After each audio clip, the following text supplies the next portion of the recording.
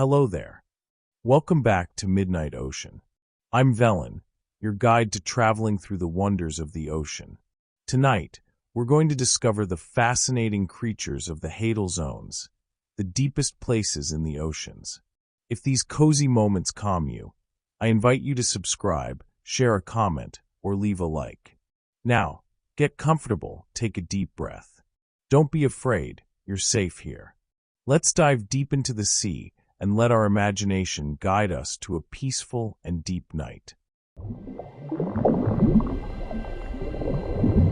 The Hadal zone, defined as the deepest parts of the ocean at depths between 6,000 and 11,000 meters, accounts for only 1% to 2% of the ocean floor, yet represents the deepest 45% of the ocean's vertical gradient. In this environment, lightless, near 0 degrees, under pressure equivalent to the weight of 1,600 elephants per square meter, a pale, tadpole-shaped fish glides through the water hunting amphipods, Pseudoliparus swirii, the Mariana snailfish. It's found between 6,198 and 8,076 meters deep, including one specimen caught at 7,966 meters, possibly the record for a fish collected from the seafloor. Its body is translucent, semi-soft, with no swim bladder. Its tissues contain high concentrations of trimethylamine N oxide, TMAO, a pressure-stabilizing compound that counteracts the destabilizing effects of pressure on proteins.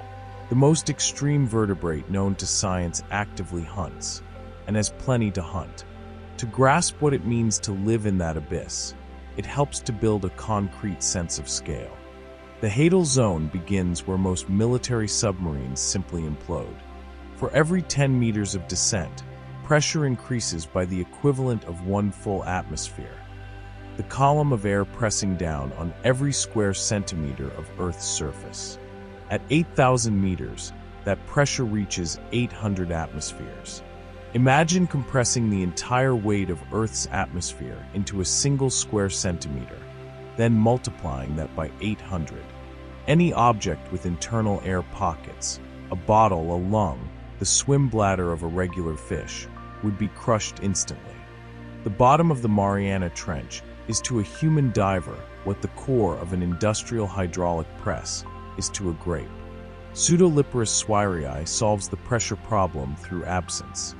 There's no air chamber to collapse. Instead of a rigid swim bladder, the animal maintains buoyancy through watery, gelatinous tissues that yield along with the surrounding environment, balancing internal and external pressure like a soaked sponge rather than a balloon. The skin is so translucent that the liver and internal organs are visible to the naked eye. No scales, no dense pigmentation, no armor.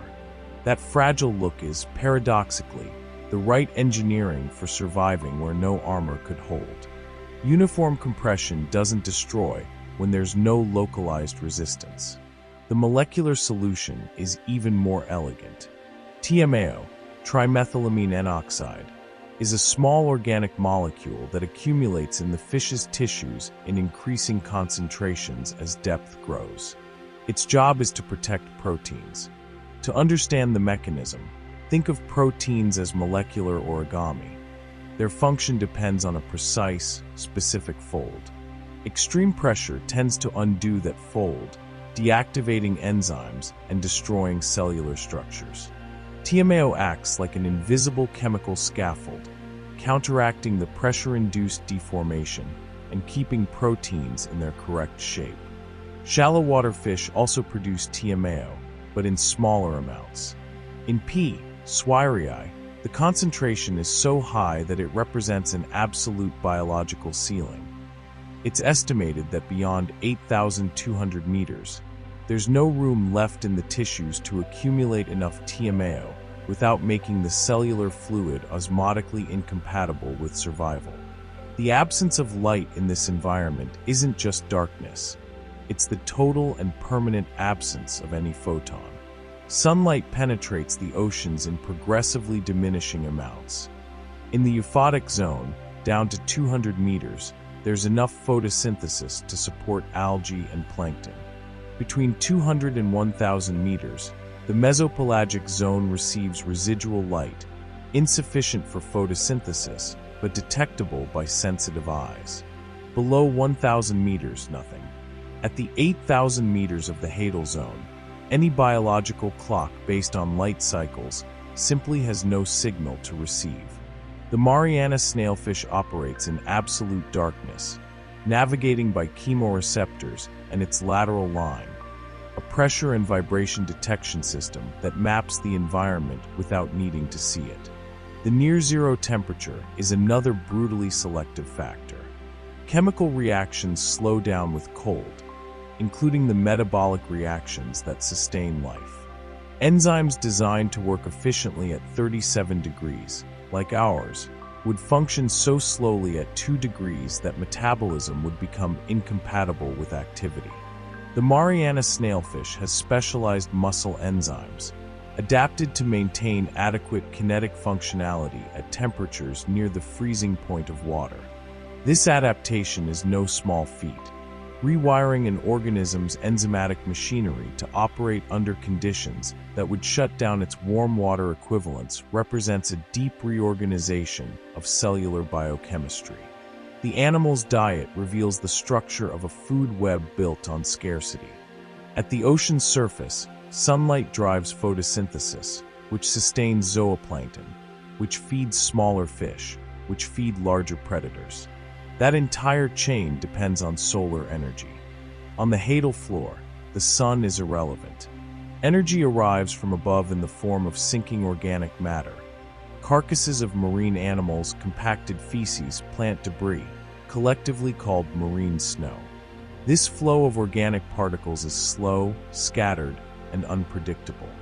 Hadal fauna must capture and process energy with extreme efficiency, because resupply can take a long time.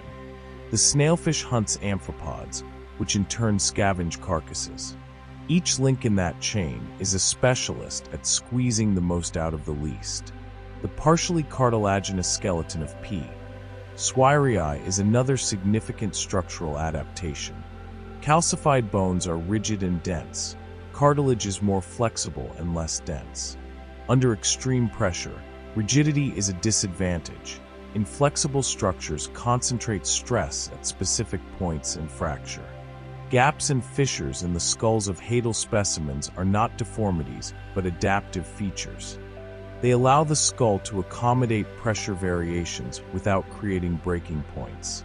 The animal's engineering is a lesson in resilience through compliance, giving way where pressure demands, maintaining function where biochemistry allows. Capturing this fish required reverse engineering the problem.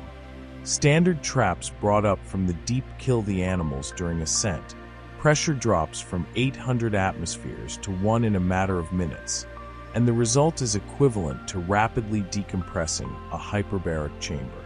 Expeditions that collected P. Swirii used traps with partial pressurization systems and controlled ascent speeds to minimize the shock.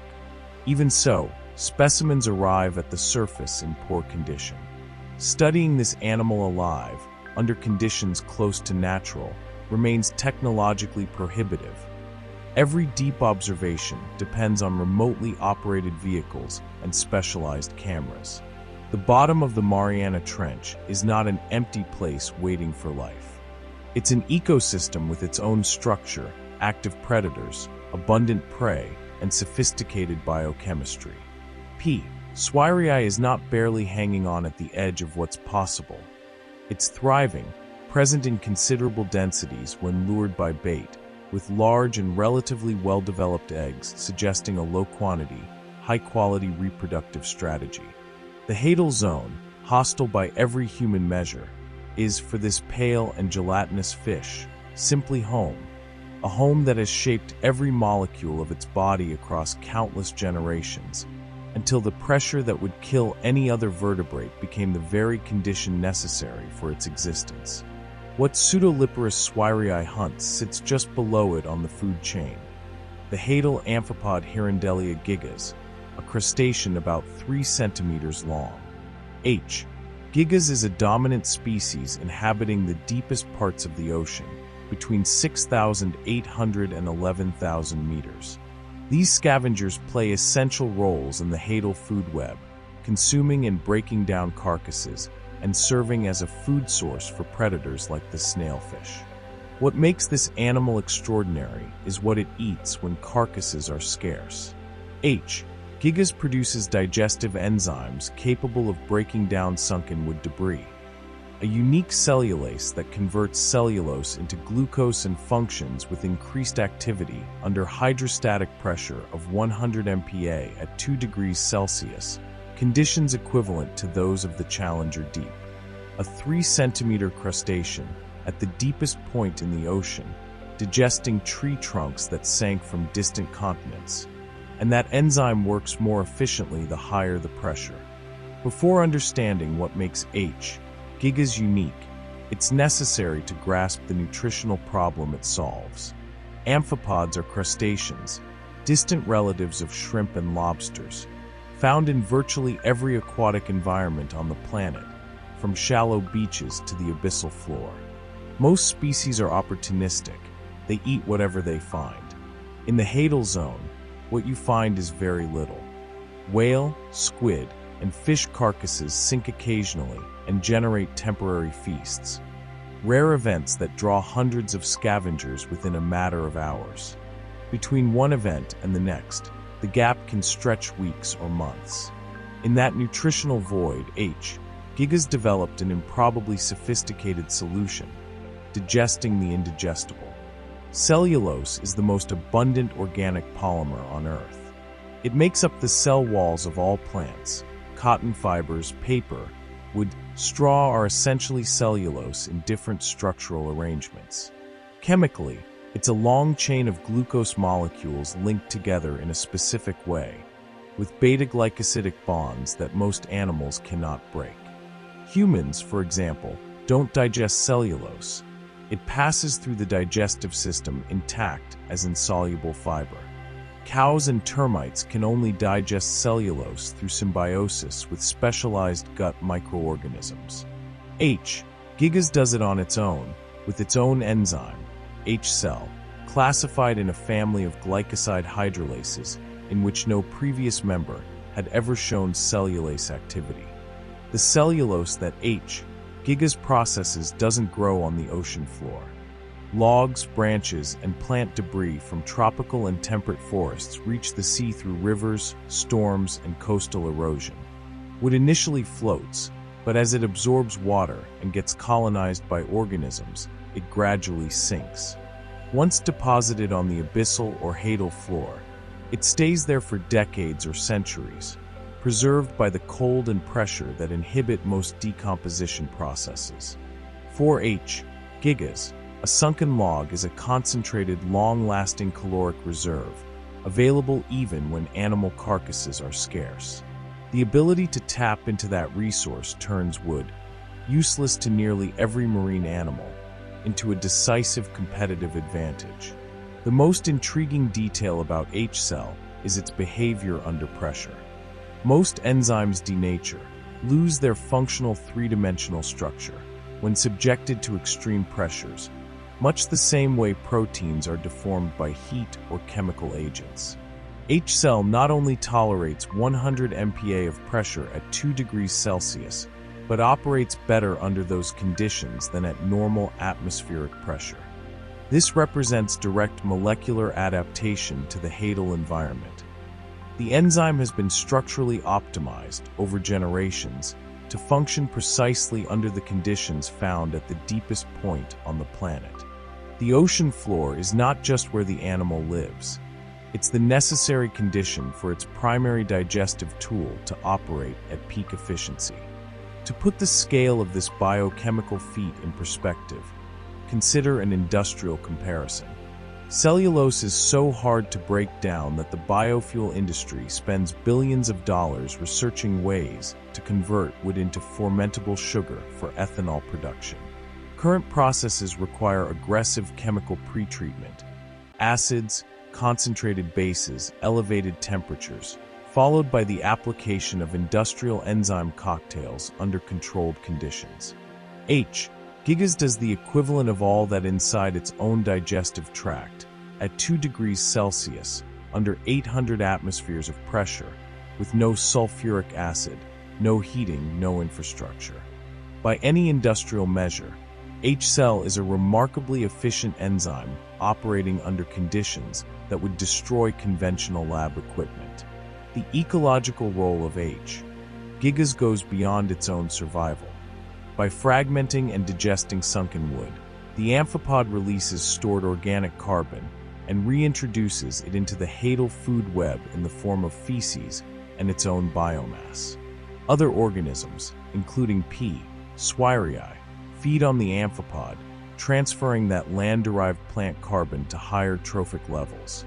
Wood from a tropical forest, carried by a river to the ocean, sunk through miles of water column, ends up converted into usable energy for the ecosystem at the deepest point on Earth. The flow of matter connecting continents to the Hadal floor passes, in part, through the gut of a 3-centimeter crustacean. The identification of additional enzymes beyond cellulase, amylase, mannanase, xylanase, and alpha-glucosidase, suggests that H. Gigas has a digestive toolkit capable of attacking multiple plant polysaccharides. Mannose, xylan, and starch are all components of plant material.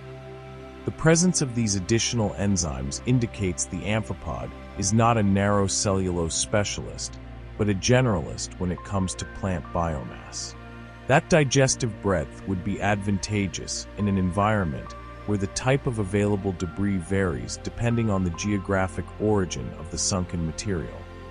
Tropical hardwoods have a different composition than temperate woods, and the ability to process multiple substrates increases the animal's nutritional resilience. The detection of glucose, maltose, and cellobiose in the body extracts of H. Gigas, products of enzymatic digestion, confirm that these enzymes are not merely present, but actively functional under natural Hadal conditions.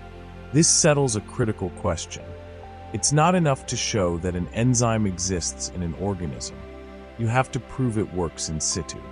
Researchers found in the amphipod's tissues precisely the products that H-cell should generate when digesting cellulose, indicating that the process occurs continuously in the living animal on the ocean floor.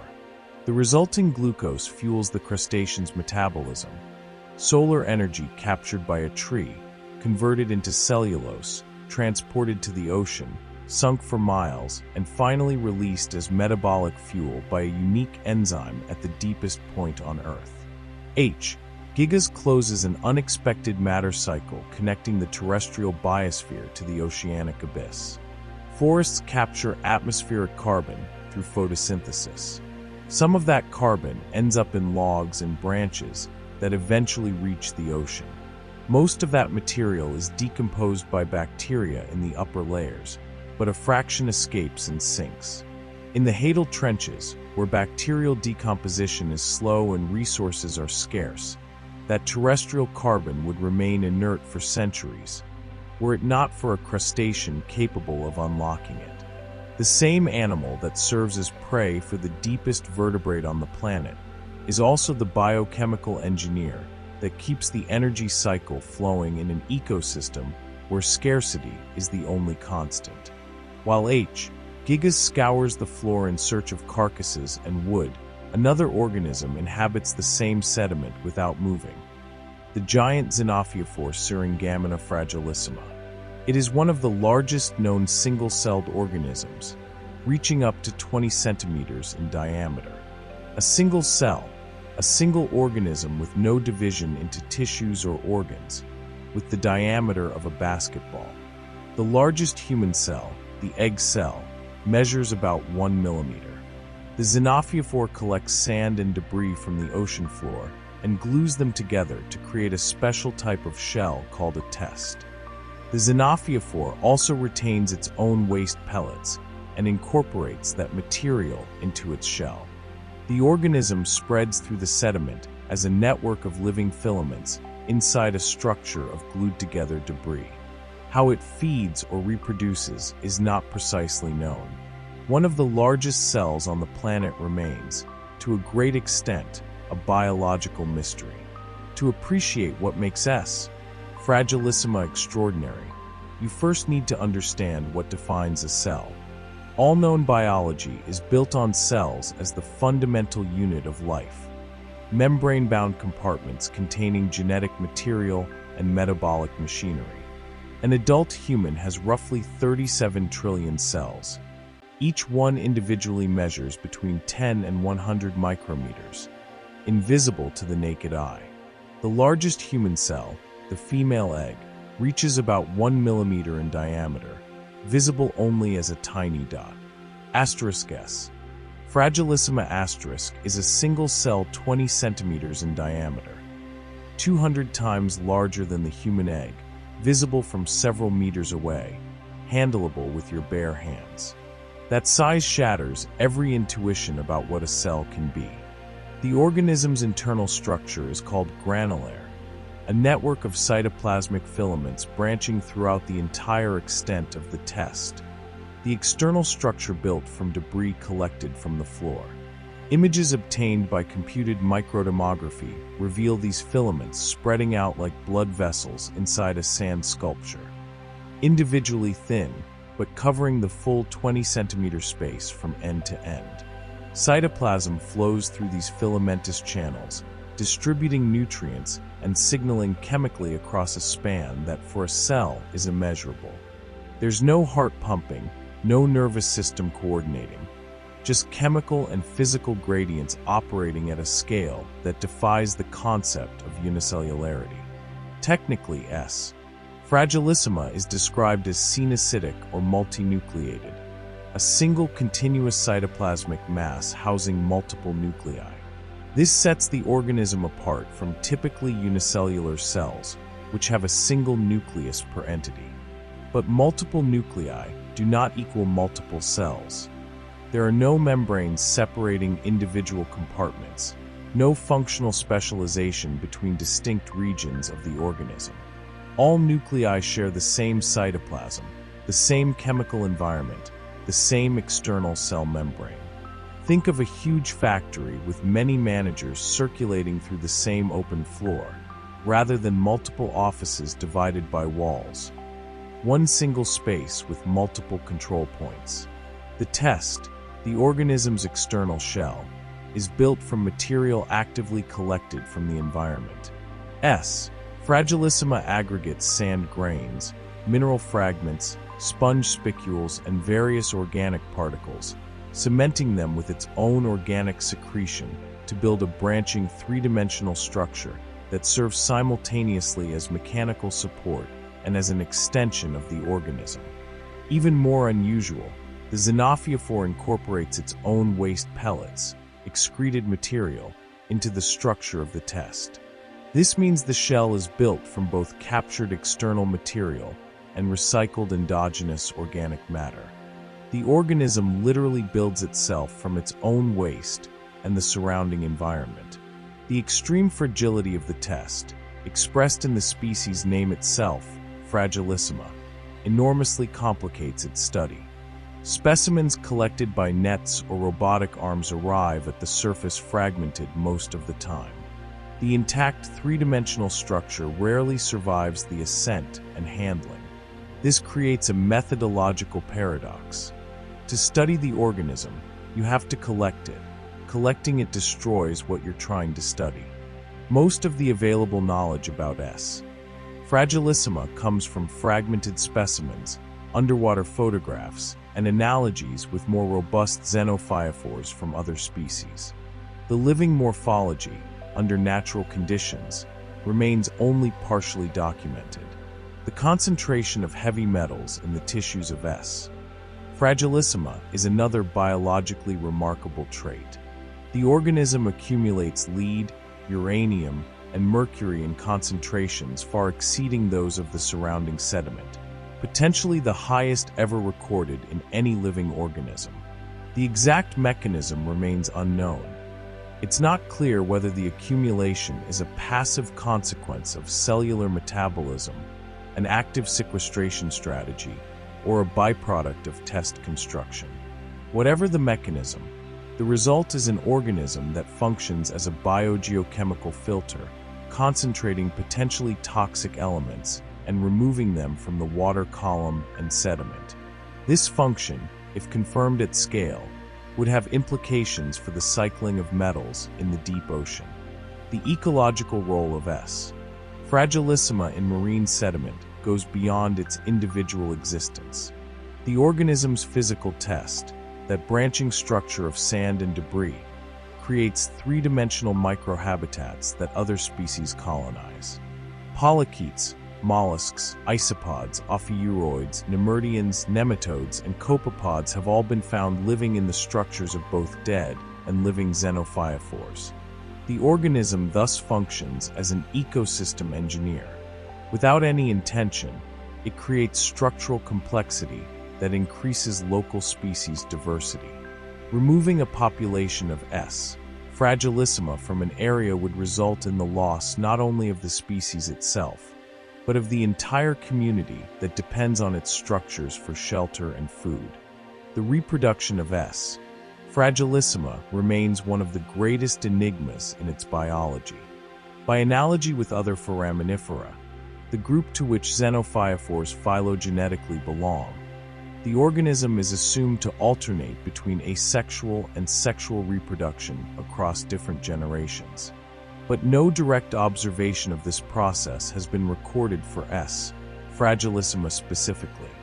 It is not known how daughter cells disperse, whether there is a planktonic larval stage, or what stimulus triggers the switch between reproductive modes.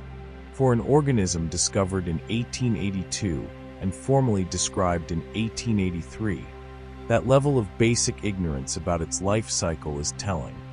140 years of ocean science have still not been enough to answer how this giant being multiplies.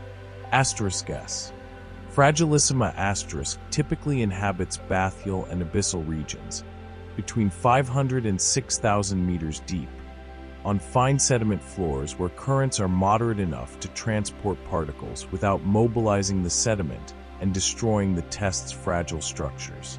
Its geographic distribution is wide, found in European, African, and other seas, but its occurrence is irregular, concentrated in regions of high surface productivity, where the flux of sinking organic particles is sufficient to sustain suspension or deposit feeding. Each aggregation of S. fragilissima indirectly maps the productivity of the ocean surface above, a living sedimentary record of the organic rain falling from the sunlit zone down to the dark floor where this giant cell dwells, motionless and mysterious, patiently building its shell of sand and waste while waiting, by mechanisms still unknown, for the next meal.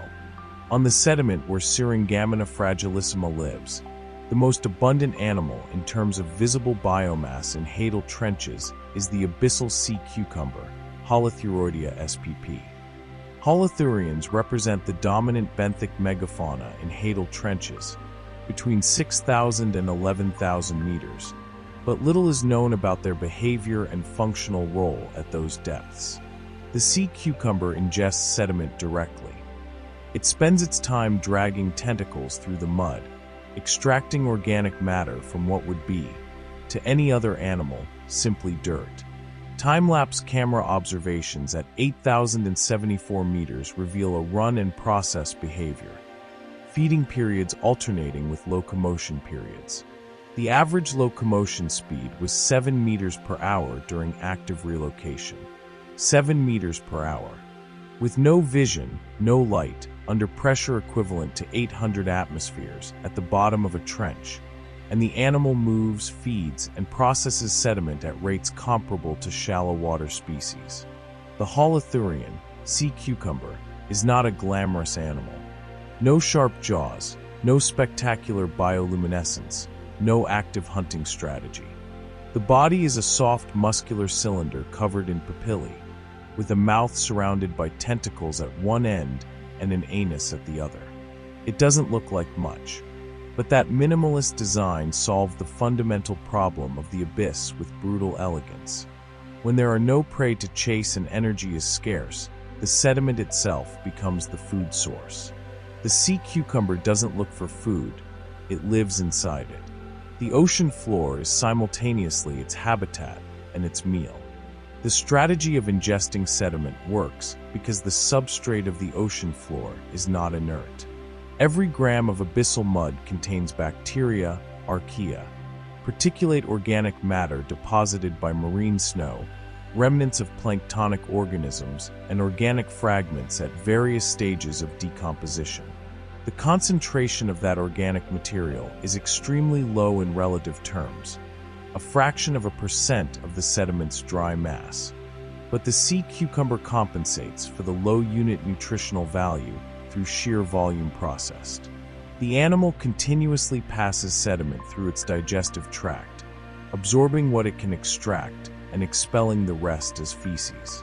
In industrial terms, it's a low-grade mining operation, processing tons of rock to pull out grams of gold.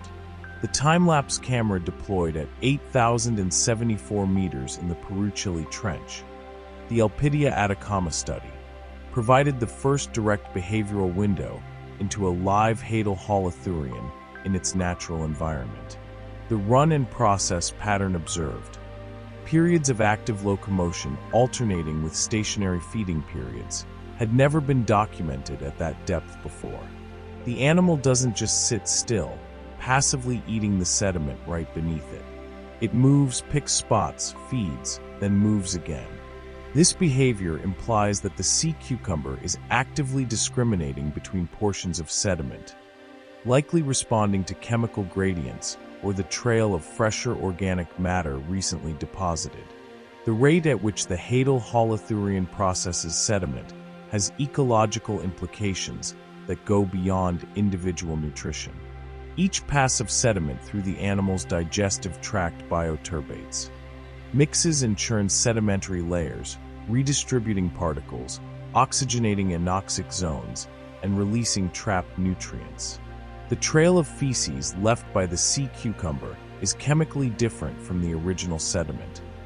Enriched by enzymatic secretions, mechanically fragmented, biologically reprocessed. Other organisms, nematodes, bacteria, foraminifera, colonize this excreted material as a nutritionally superior substrate. The sea cucumber is not just a consumer, it's a geochemical engineer that transforms substrate quality for the entire surrounding community. To understand why holothurians dominate Hadal megafauna instead of seemingly more capable animals, consider the comparative energy demands.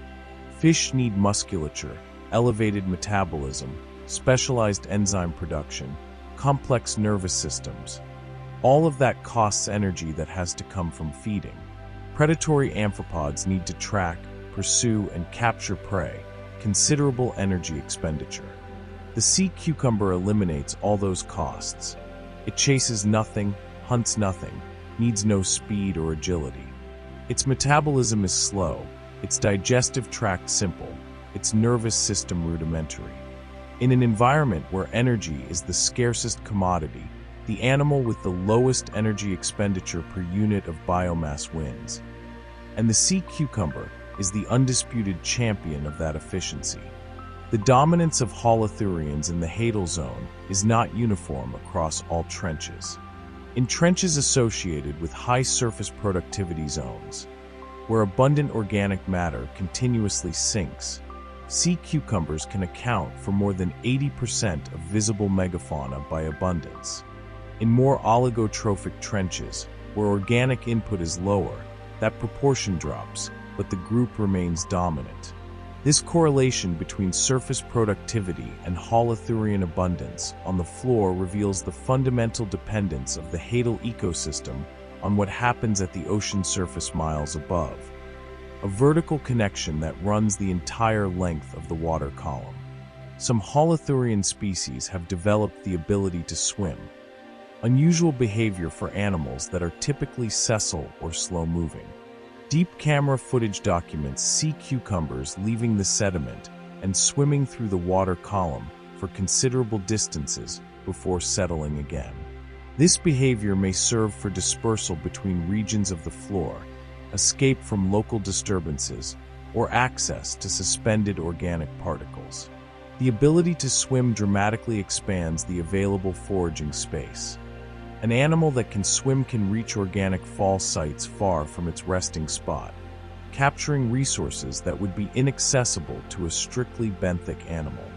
The digestive system of the abyssal sea cucumber operates at near-zero temperatures and pressures of hundreds of atmospheres, conditions that demand enzymatic adaptations analogous to those of Hirandelia gigas.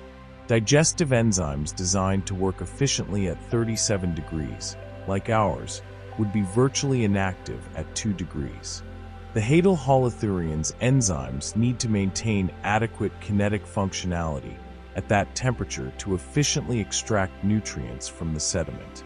On top of that, the cell membrane, which controls nutrient absorption in the intestine, must remain fluid and functional under extreme pressure, which requires a specialized lipid composition with shorter chain and more highly unsaturated fatty acids than those found in shallow water species.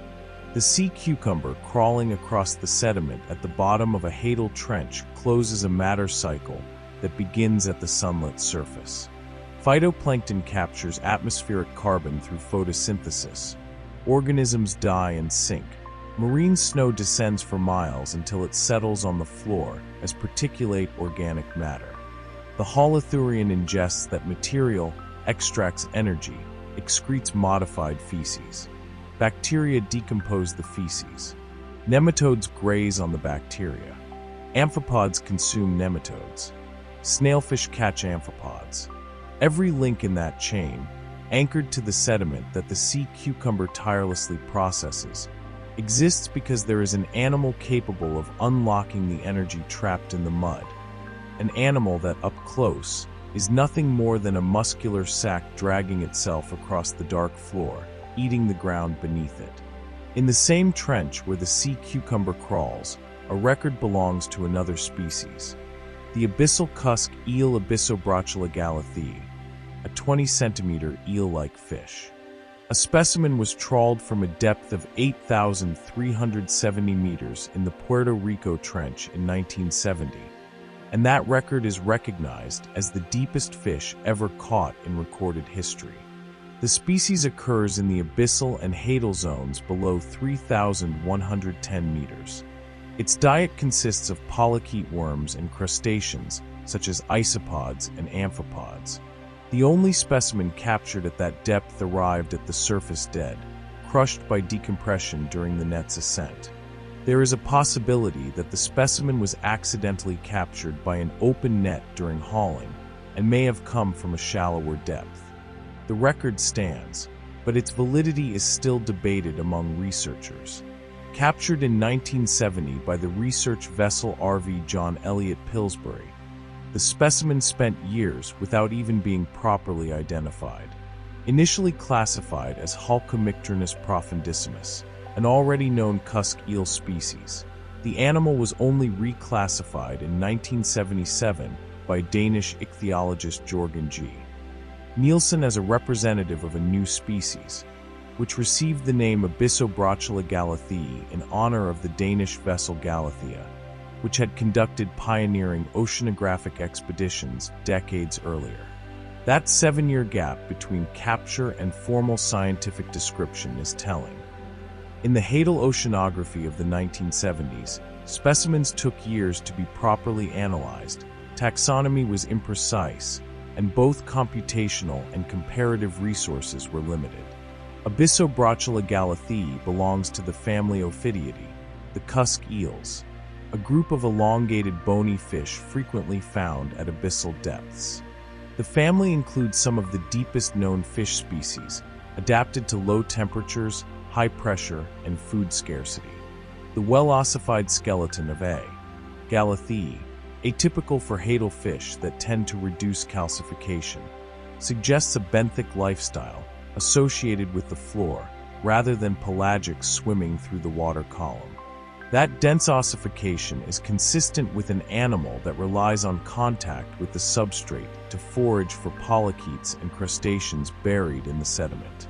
The central methodological problem clouding the record is the net used to capture it. Open trawl nets, which remain open throughout the entire descent and ascent, closing only at the bottom, are prone to accidentally capturing organisms at depths other than the intended one. A fish that normally lives at 4,000 meters could be caught by an open net passing through that depth during hauling, and mistakenly attributed to 8,370 meters. This problem was well known in the oceanography of the time, and most modern collections use nets with controlled closures to ensure that specimens are collected at exactly the recorded depth. The debate over A. Galatheus record splits the scientific community into two camps. The first accepts the record as valid, arguing that the species is known from Hadal depths, and that its documented depth range across multiple records plausibly places it above 8,000 meters. The second position questions whether the species-wide bathymetric distribution, records between 2,330 and 8,370 meters, makes it unlikely that the specific specimen was captured at exactly the deepest point. The Guinness World Records and part of the scientific literature uphold the record. Other authors prefer Pseudoliparus swirii, collected at 7,966 meters with net closure confirmed by a pressure sensor, as the more reliable record. The fact that the specimen arrived at the surface dead and deformed by decompression complicates any post-mortem analysis. The ascent from 8,370 meters equals a pressure reduction of roughly 830 atmospheres in a matter of hours, a process equivalent, in terms of physical damage, to exploding a pressurized chamber from the inside out. Tissues that evolved to operate under pressure colossally greater than atmospheric collapse rapidly as pressure drops. Gas pockets form where there should be no gas, cell membranes rupture, organs swell and disintegrate. The specimen that reached the lab was sufficiently preserved for taxonomic identification, but insufficiently intact for the detailed physiological analyses that could confirm genuine Hadal adaptations. Regardless of the debate over exact depth, A. Galathea represents a fundamentally different type of fish from the Hadal snailfish. While Pseudoliparus swirii is gelatinous, cartilaginous, and nearly transparent, an animal clearly remodeled by extreme pressure over generations of Hadal selection. A. Galathea retains more conservative morphological features, including substantial ossification and a body shape typical of shallower abyssal fish. This raises the possibility that the species is an occasional visitor to extreme depths, descending from shallower habitats rather than a permanent Hadal resident. The Puerto Rico Trench, where the specimen was captured, is the deepest trench in the Atlantic Ocean, reaching 8,376 meters at its documented maximum depth, practically the same depth at which the specimen was collected. Located along the northern edge of the Caribbean, the trench is formed by the subduction of the North American plate beneath the Caribbean plate. Compared to the Mariana Trench in the Pacific, the Puerto Rico Trench is far less studied. Logistics, costs, and the lower presence of oceanographic fleets in the Atlantic have limited expeditions. The fact that the only Hadal depth record for any fish comes from such an underexplored region suggests that surprises are still waiting in the Atlantic depths. The story of A. Galathea's record illustrates a broader problem in Hadal science: how to verify observations in fundamentally inaccessible environments. Every collection technology introduces specific biases and uncertainties. Trawl nets capture randomly and deform specimens. Traps attract only animals that respond to bait, excluding other groups. Remote cameras document behavior, but don't collect specimens. Remotely operated vehicles disturb the environment with thrusters and lighting. There is no perfect method. Each technique reveals one facet of the habitat while hiding others. The disputed record of A. Galathea is not a failure of science. It's an honest reminder of just how hard it is to do rigorous science in the least accessible place on the planet. The animal that possibly touched the deepest floor of any Atlantic trench arrived at the surface in pieces, with no witnesses, no video record, no independent pressure sensor. Its capture depended on an open net handled by researchers who could not have imagined they would be responsible for a scientific record disputed for decades. 55 years later, no camera has captured A. Galathea alive below 8,000 meters. No modern net with a controlled closure has collected it at comparable depths. The fish exists, the species exists, the record exists, but whether that specific specimen truly touched the bottom at 8,370 meters, or was scooped up by chance from an open net on its way back up, is a question that Hadal oceanography may never resolve with absolute certainty. In the layer of water just above the trench floor, the scavenging amphipod Paralysella caparesca detects carcasses by smell from long distances. Amphipods of the genus Paralysella are obligate scavengers. Carcasses, especially large bodies of nectonic animals, provide nutrition over a long period and are more common in the deep sea than previously expected, but they are deposited irregularly and distributed unevenly. P. caparesca waits for that intermittent food supply with a metabolism capable of enduring long periods of fasting and then rapidly kicking into high gear when a carcass arrives. But what comes along with the carcasses reveals a broader problem. Crustacean scavengers collected between 7,000 and 10,500 meters in the Mariana and Chromatic trenches contained, in every single case, regardless of depth, species, or trench, both types of persistent organic pollutants that were tested for. The primary mechanism that delivers food to the deep is also an efficient way to transport pollution. Before understanding how *P. caparesca* detects a carcass in complete Hadal darkness, it's necessary to understand what happens when a large animal dies in the ocean. A whale that dies at the surface sinks, a process that can take days depending on the volume of decomposition gases. During the descent, the body passes through different zones of pressure and temperature. Bacteria and microorganisms already present in the tissues begin decomposition. When the carcass hits the floor, it releases a chemical plume: amino acids, ammonia, sulfides, fatty acids, organic compounds that disperse through the bottom current. That chemical signature travels through the sediment and adjacent water column, and it is precisely that signature that P. caparesca detects chemoreceptively from distances that can stretch for miles. The chemoreceptive ability of scavenging amphipods was demonstrated experimentally by implanting bait in isolated containers on the floor and recording the arrival time of the first individuals on time-lapse cameras. Amphipods arrive before any visual detection is possible. In the absolute darkness of the Hadal zone, vision is not the operative sense. Chemosensory receptors on the antennae detect molecules from the decomposition plume at minuscule concentrations, calculate the concentration gradient. Higher concentration indicates the direction of the source and guide the animal toward the resource. This mechanism is analogous to human smell, but operating under 800 atmospheres of pressure, in water near the freezing point, with no light available whatsoever. The metabolism of P. caparesca has to deal with extreme temporal unpredictability. 1 week, a whale carcass might generate a feast with hundreds of amphipods feeding simultaneously. The following weeks, absolutely nothing. Organisms that can't tolerate extended fasting die in that cycle of abundance and scarcity.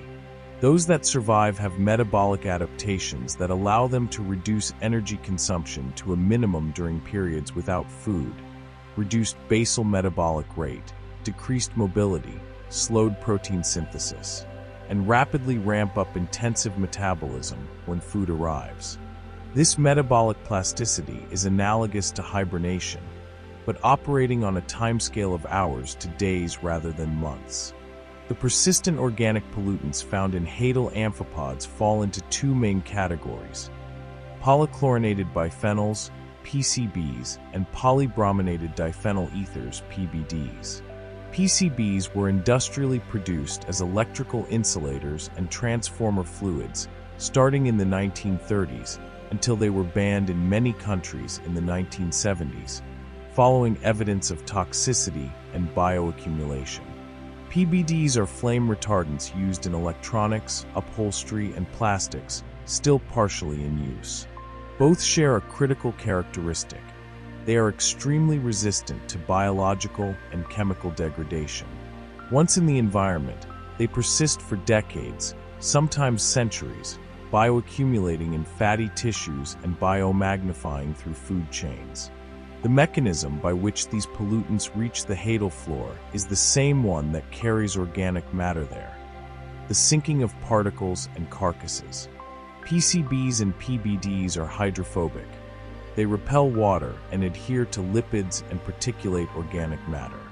When organic particles from the surface sink as marine snow, they carry these adsorbed compounds along with them. When marine animals that have accumulated pollutants die and sink, they transport the pollutants in their fatty tissues. The same food delivery channel that carries energy from surface plankton down to the Hadal floor functions as a transport pipeline for industrial contaminants. The efficiency of the sinking process that allows life to exist in the Hadal zone is the same efficiency that delivers pollution all the way down there. The discovery published in 2017 that amphipods in the Mariana and Kermadec trenches contain PCBs at concentrations higher than those found in two of China's most polluted rivers had considerable scientific impact precisely because it flipped an established narrative. The deep sea was considered a refuge from human influence, inaccessible, remote, protected by its own depth. The research showed that narrative was wrong. Not only was pollution present, it was present in elevated concentrations, suggesting an active concentration mechanism in the Hadal zone. Ocean trenches, due to their funnel-shaped topography, function as physical traps for suspended organic matter, and therefore for the pollutants adsorbed onto it. The biological consequences of POPs in Hadal amphipods are difficult to study directly, because keeping these organisms alive under controlled experimental conditions is technologically unfeasible with current instrumentation.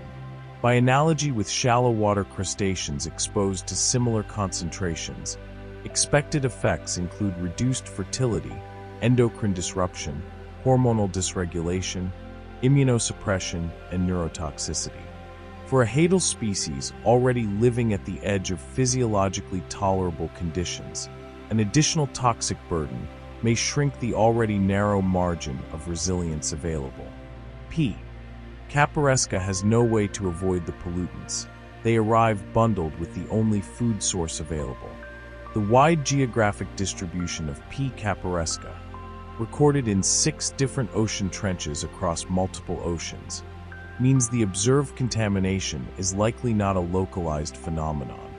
Trenches thousands of miles apart from each other, like the Mariana and Kermadec, show comparable contamination levels in amphipods, suggesting that the presence of POPs in the Hadal zone is global, not regional.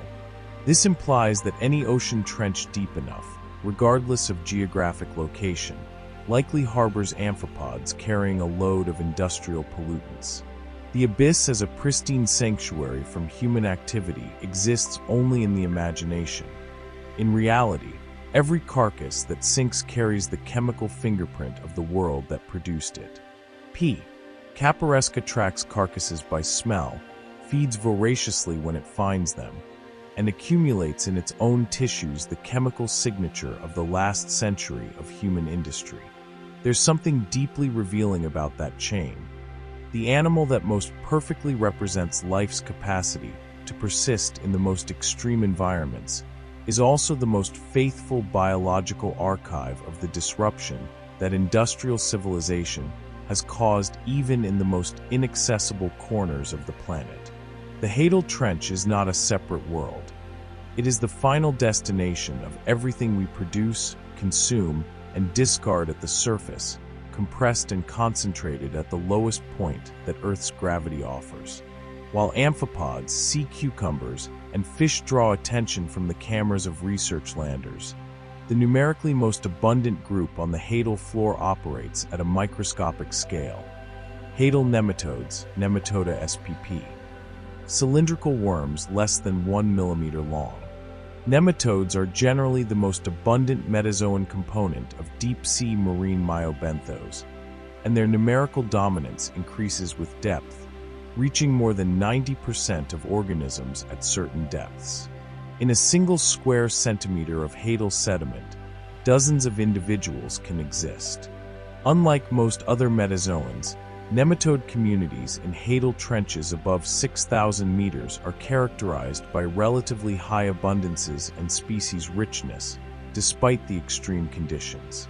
It is these microscopic worms that continuously process the sediment, recycling organic matter and sustaining the base of the Hadal food web, including the sea cucumber, the amphipod, and ultimately the snailfish itself.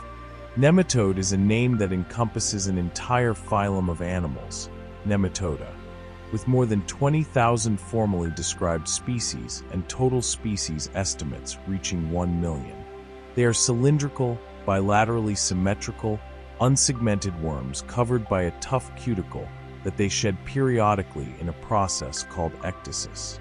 Typical size ranges from fractions of a millimeter to a few millimeters.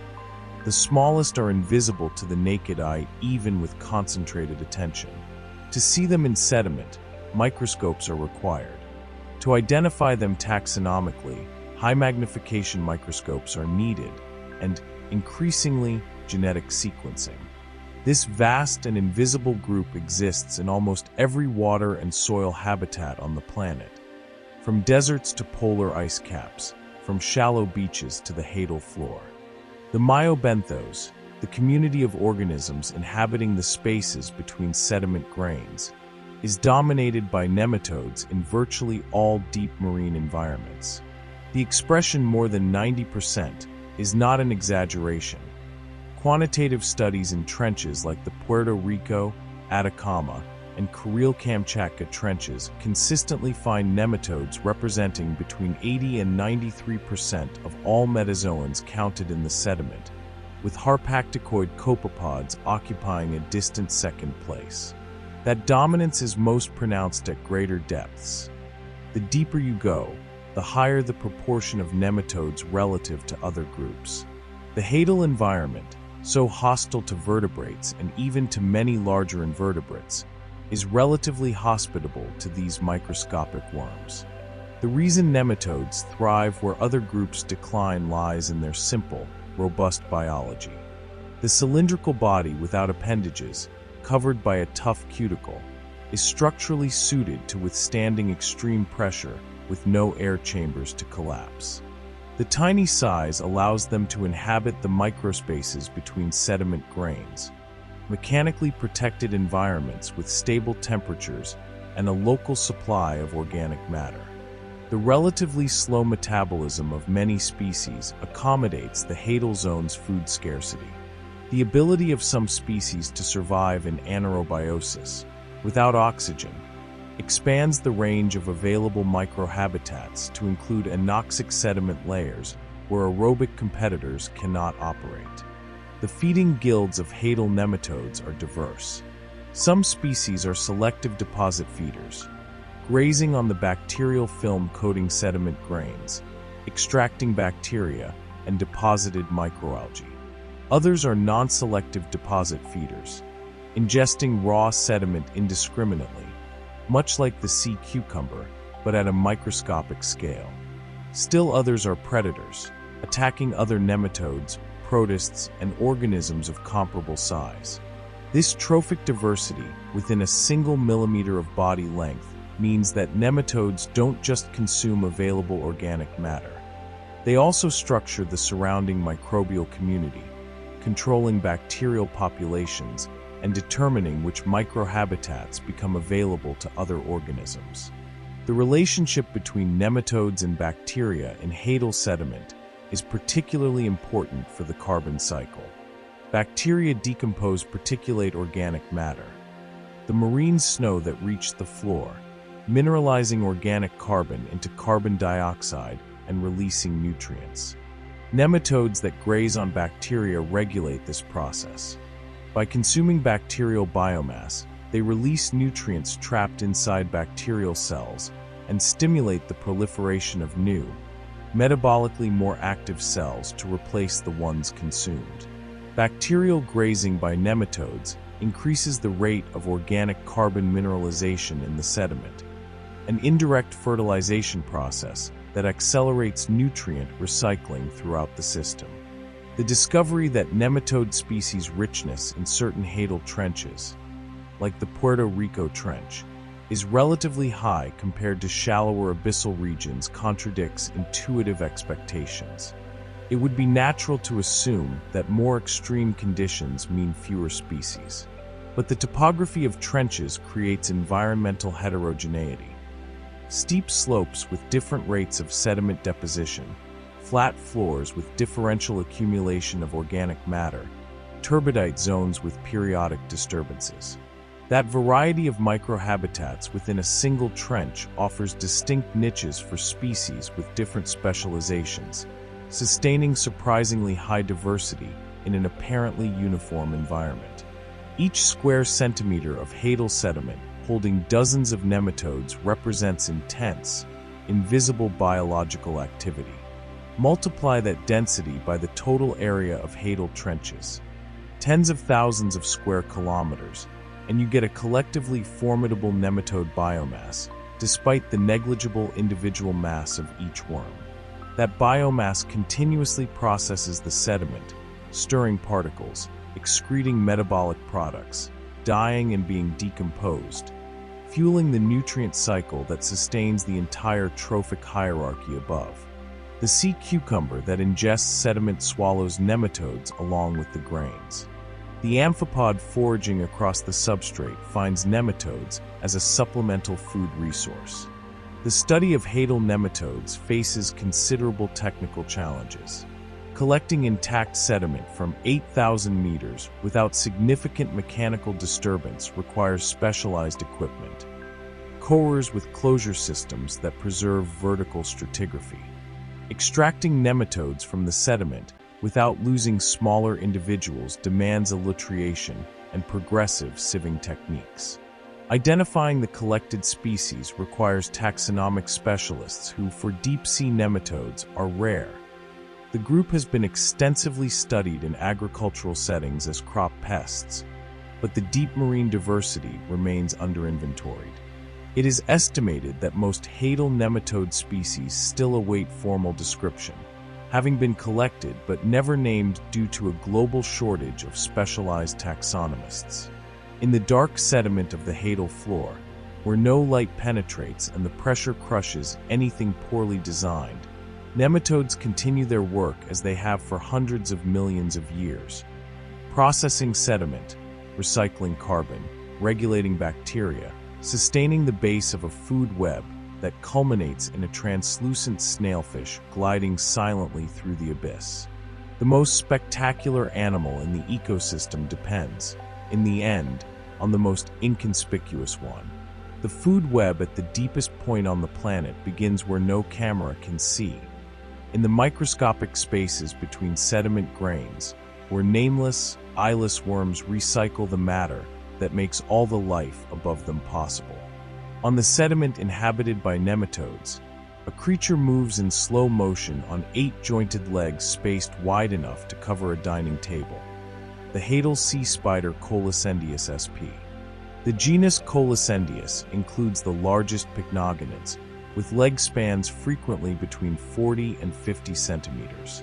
The largest known sea spider, Colosendius colossea, can reach a leg span of 70 centimeters. A creature with a leg-to-leg span equivalent to the height of a 3-year-old child. with a central body smaller than a thumb. Its viscera and gonads are housed inside the legs themselves. The central body is too small to hold them. Sea spiders of this genus feed on cnidarians, sponges, bryozoans, small mollusks, and small polychaetes. They use a tubular proboscis, a kind of rigid snout, to suck the contents out of the soft tissues of their prey. Sea spider is a name that misleads by familiarity. The animal is not a spider. It doesn't even belong to the same class. Spiders belong to the class Arachnida. Sea spiders make up the class Pycnogonida, within the subphylum Chelicerata of the phylum Arthropoda, sharing a common ancestor with spiders and horseshoe crabs, but separated by hundreds of millions of years of evolutionary divergence. The visual resemblance, 8 legs, tiny central body, is morphological convergence, not close kinship. The pycnogonid is, in fact, such a distinct group that its phylogenetic position within the arthropods remains debated among specialists. The ratio between body and legs in Colacendius is the most immediately unsettling feature. The body of C. colossia, including proboscis and abdomen, reaches about 7 centimeters in total length. The legs span up to 70 centimeters. That means each individual leg is longer than the entire body. The ratio of leg surface area to body volume is extreme, far greater than in any terrestrial arthropod of comparable size. That proportion is not just aesthetic, it solves a real physiological problem. Pycnogonids have no specialized respiratory system, no gills, no lungs. Gas exchange occurs through direct diffusion across the porous cuticle, and the vast surface area of the legs is the primary site for absorbing dissolved oxygen from the water. The organs inside the legs are not a superficial anatomical curiosity. They are a direct consequence of body geometry. When the central body is reduced to a fraction of the animal's total volume, there is no longer enough space to house the digestive tract in its full extent. In Colacendius and other large pycnogonids, the intestine extends into the legs as diverticula, blind-ending branches that penetrate the coccyx and other segments. Peristaltic contractions of this branching intestine move digested chyme along the legs, distributing nutrients throughout the organism. The gonads also extend into the legs, and the genital pores, small openings through which gametes are released, are located on the coccyx of the legs, not on the abdomen as one would expect in an animal with conventional morphology. The proboscis of Colacendius deserves a separate description. It is a rigid tubular structure, often as long as the animal's trunk, capable of being positioned at various angles by internal musculature. The distal tip has an opening surrounded by structures that allow efficient suction. Upon encountering prey, a sponge, a cnidarian, a polychaete, the animal positions the proboscis directly over the organism's soft tissue and applies suction, extracting cytoplasm, fluids, and cellular contents without needing to chew. Digestion begins even before the material enters the digestive tract proper. Salivary glands inject digestive enzymes into the prey through the proboscis, and the partially digested material is then drawn in. The gigantism of Colacendius is classified as deep-sea gigantism, the phenomenon by which deep-water species tend to reach larger sizes than their shallow-water relatives. The exact mechanism remains debated, but hypotheses include lower temperature, which reduces metabolic rate and extends longevity, allowing growth over a longer period, hydrostatic pressure, which may affect hormonal balance and growth rate, and food availability. Chronic scarcity may select for larger animals capable of storing more energy. In the case of Antarctic and deep-sea pycnogonids, gigantism is well documented. Polar and abyssal species consistently outsize their temperate and shallow water counterparts. The locomotion of Colacendius on the Hadal floor is described as slow and deliberate. 8 long, thin legs advance in a coordinated sequence across the sediment, each step covering considerable distance, but executed without haste. The movement looks visually like a slow-motion shot of an insect walking. Joints bend and extend in a choreography that distributes the animal's weight across the vast contact area of the 8 legs. This distributed support structure is essentially the opposite engineering of the snailfish. Where the vertebrate is compact and buoyant, the pycnogonid is sprawling and substrate-bound, covering an enormous area with minimal body mass. The reproduction of Colacendius involves a behavioral trait that is rare among animals: active paternal care. After fertilization, the eggs are transferred to the male's ovigerous legs, specialized shorter legs, absent in many species, but present in both females and males of several pycnogonids. The male carries the clumped egg mass on these legs until hatching. In deep-sea animals, where encounters between individuals are rare given low population density, parental investment in egg protection significantly increases larval survival. The male carrying eggs on its own legs, already equipped with intestine and gonads, represents the maximum compression of anatomical functions into a single appendage. The genus Colacendius also includes bioluminescent species, capable of producing light through internal biochemical reactions. In the absolute darkness of the Hadal zone, this ability may serve for communication between individuals, attraction of prey, or deterrence of predators. Bioluminescence in pycnogonids is relatively understudied compared to other deep-sea marine groups. Its specific function in Colacendius remains uncertain. Detecting light emission in these animals requires hypersensitive cameras operated by deep remotely operated vehicles under conditions of absolute darkness. Rare and expensive equipment that is rarely deployed in Hadal trenches specifically to study pycnogonids. The Colacendius that slowly moves across the Hadal sediment carries inside its legs the same organs that other animals tuck away in central body cavities, vacuums soft tissue from prey with a proboscis evolved for surgical precision, and breathes through the very surface it walks on. It is an animal built contrary to everything vertebrate-based intuition would expect. No lungs, no belly, no axial skeleton, with digestive, reproductive, and respiratory functions distributed across the appendages that also move it. That such an unlikely creature thrives at the most hostile point of the terrestrial biosphere is, in itself, an argument against any notion that life requires specific forms in order to persist. Alongside the sea spider, another echinoderm traverses the Hadal sediment on 5 thin, jointed arms. The Hadal brittle star, Ophiuroidea spp. A relative of starfish but with longer, more flexible arms that are completely separated from the central disc. The Hadal brittle star detects a falling carcass from a distance and moves toward the source.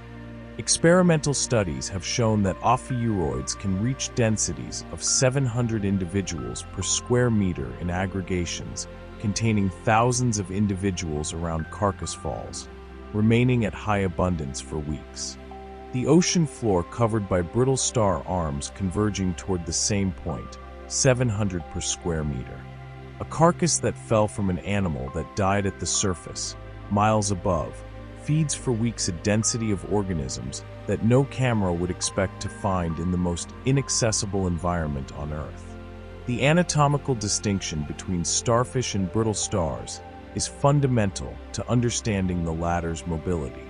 In conventional starfish, the arms gradually merge into the central disc without a clear boundary. Moving one arm requires hydraulic effort that affects the entire body. In the brittle star, the 5 arms attach to the central disc through distinct, independent joints, with musculature that allows individual movement of each arm without affecting the others. Each arm is composed of internal calcified vertebrae, ossicles, articulated together, similar to a miniature spine, wrapped in muscles and covered by surface calcite plates. This jointed skeleton gives the arm flexibility and propulsive force. The locomotion of the brittle star is unique among echinoderms. Rather than using tube feet, the hydraulic tubes that starfish use to drag themselves along. The brittle star moves mainly by its own arms, in a pattern resembling oars. 2 arms push against the substrate while the other 3 extend forward, then the roles reverse. This mode of locomotion is significantly faster than that of conventional starfish. For an animal with a 2-centimeter disc and 10-centimeter arms, speeds of several centimeters per second are achievable. Slow on a human scale, but meaningful for an echinoderm on the abyssal floor detecting the chemical gradient of a distant carcass. The detection of carcasses from a distance by brittle stars involves chemoreceptors distributed along the arms and on the surface of the disc. When decomposing organic matter releases amines, sulfides, and amino acids into the water, that chemical plume disperses through the bottom current. Brittle stars in contact with the plume orient themselves along the gradient, moving in the direction of increasing concentration. The mechanism is analogous to what allows Paralysella caparesca to track carcasses by smell, but adapted to an animal that doesn't swim. The brittle star detects the direction of the source from the difference in concentration between the 2 opposite sides of the disc, and moves via arms instead of swimming appendages. The end result, the convergence of hundreds of individuals on a food source, is the same.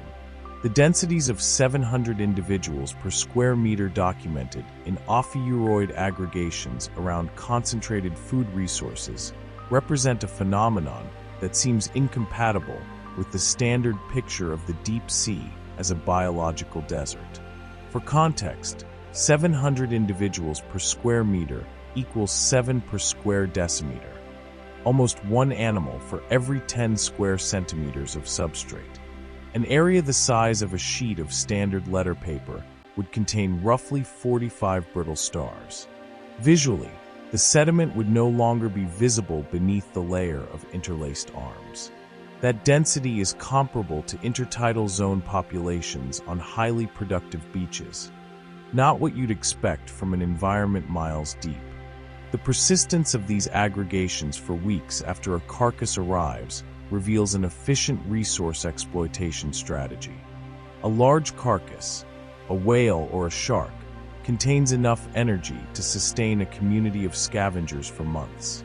Brittle stars that arrive early at the resource secure access to the most energy-rich portions. Those that arrive later face intense competition, but material is still available. As the carcass is reduced to bones, the density of brittle stars gradually decreases as the group disperses back across the surrounding sediment.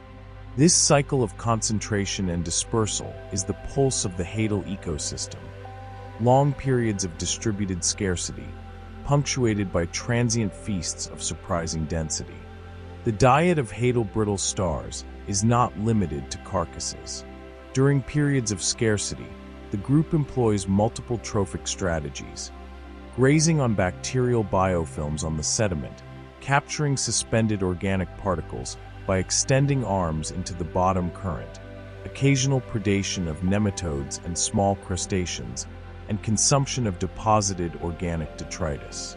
This trophic plasticity, the ability to switch the mode of energy acquisition based on the available resource, is a valuable adaptation in an environment where no specific type of food is reliable.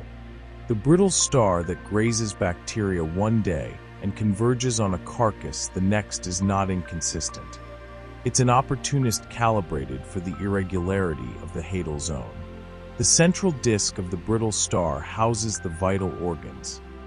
Unlike the sea spider, where the viscera migrated into the legs, mouth, stomach, and gonads are concentrated in that disk, typically less than 3 centimeters in diameter in abyssal species. The clear separation between the functional disc and the locomotive arms means that damage to the arms does not immediately compromise the animal's survival.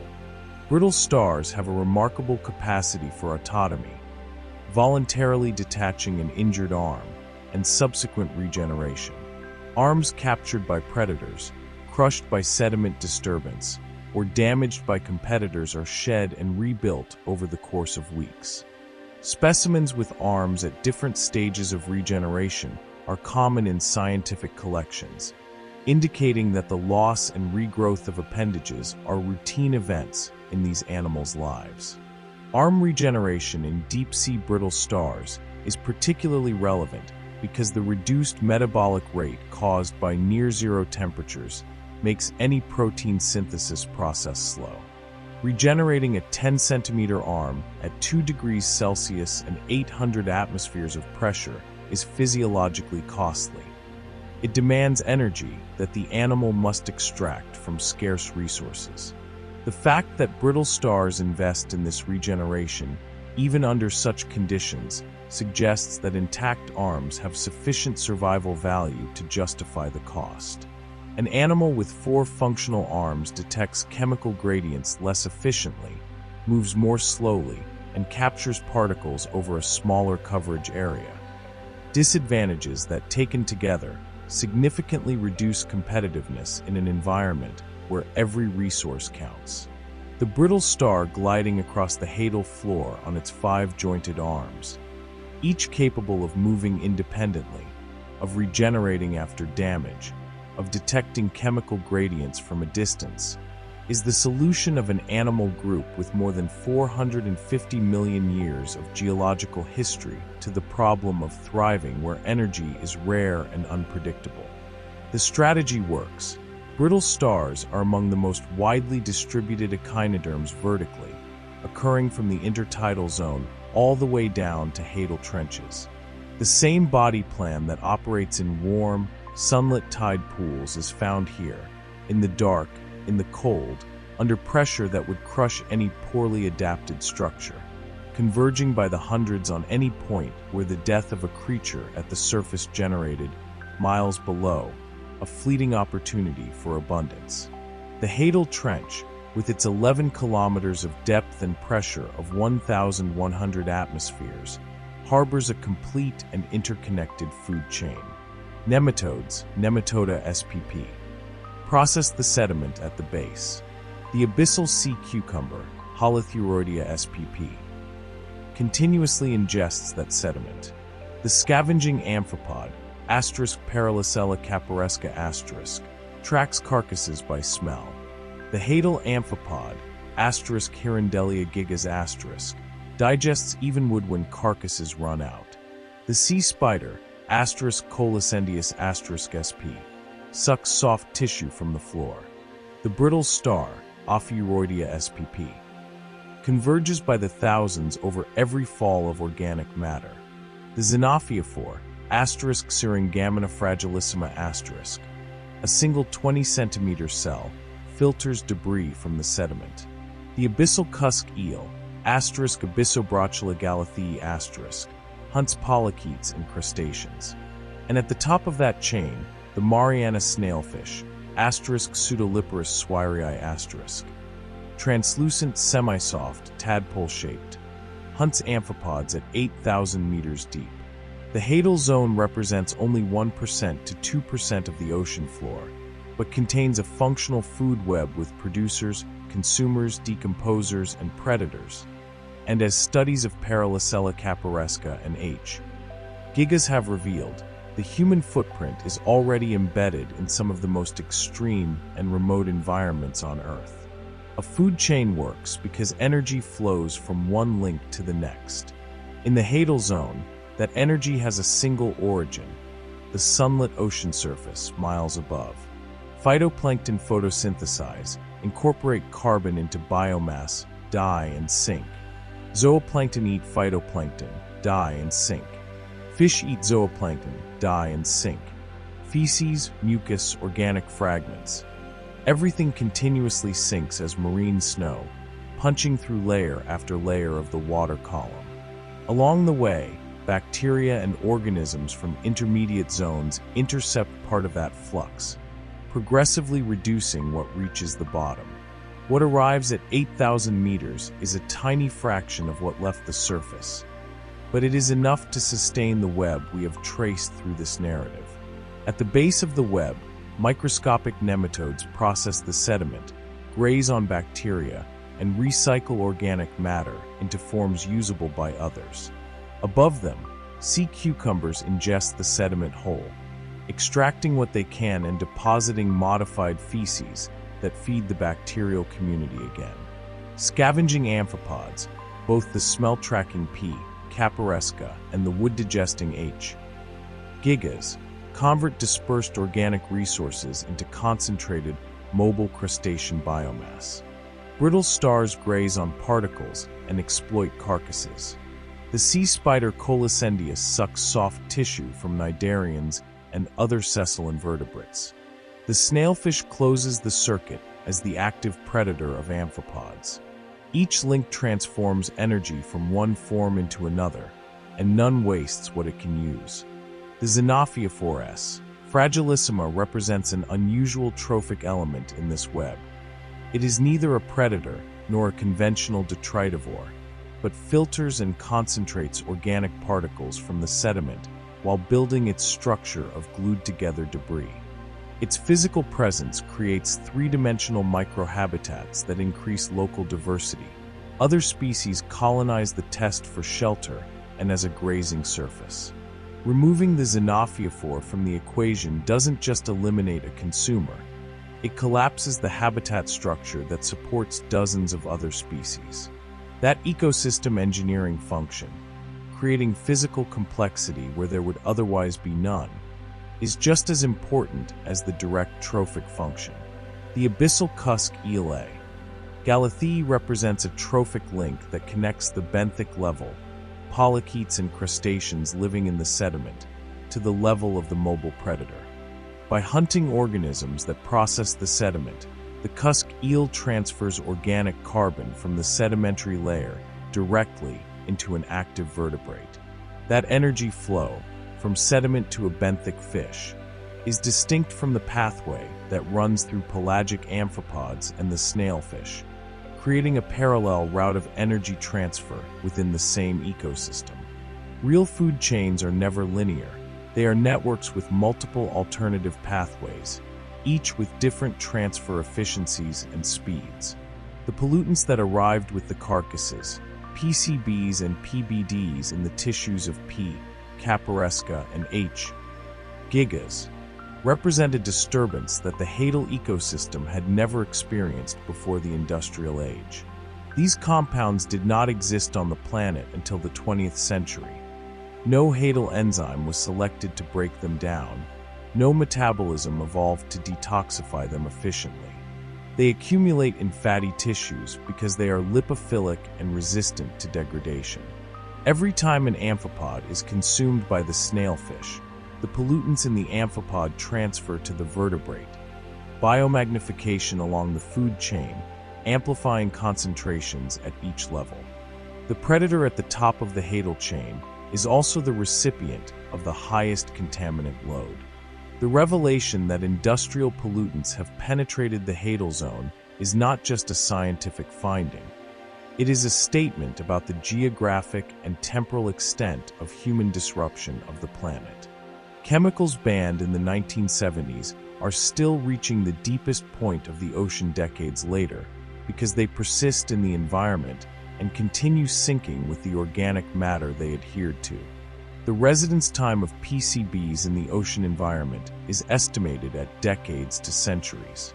This means Hadal contamination will continue growing for additional decades, even if all production had completely ceased. The legacy already emitted is still in transit through the water column, slowly descending toward the floor. The Hadal food web is, by every ecological criterion, a complete and functional ecosystem. There is energy flow from the sun, through the surface, through the floor, back into the water column via respiration and excretion. There is nutrient cycling, carbon, nitrogen, and phosphorus moving between organic and inorganic forms through decomposition, predation, and excretion. There is trophic structure, primary producers of organic carbon at the surface, decomposers in the sediment, herbivores, detritivores, predators, and apex predators distributed throughout the trench. There is functional diversity, different species exploiting different resources through distinct mechanisms, increasing the overall efficiency of the system. All of this at pressures and temperatures that would destroy any laboratory designed to study it.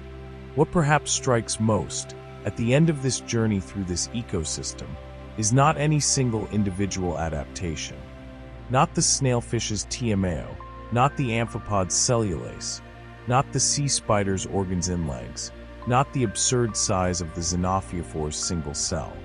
What strikes most is the interconnection. Each organism depends on others.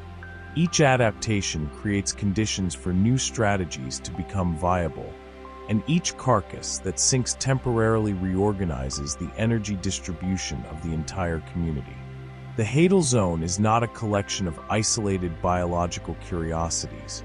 It is a coherent system where every element makes sense in relation to the others. And that system, built over hundreds of millions of years of selection under the most extreme conditions in the terrestrial biosphere, has begun to carry, in its deepest tissues, the chemical signature of a species that never made it down there, but whose waste arrived first. The nematodes still process the sediment. The sea cucumber still crawls.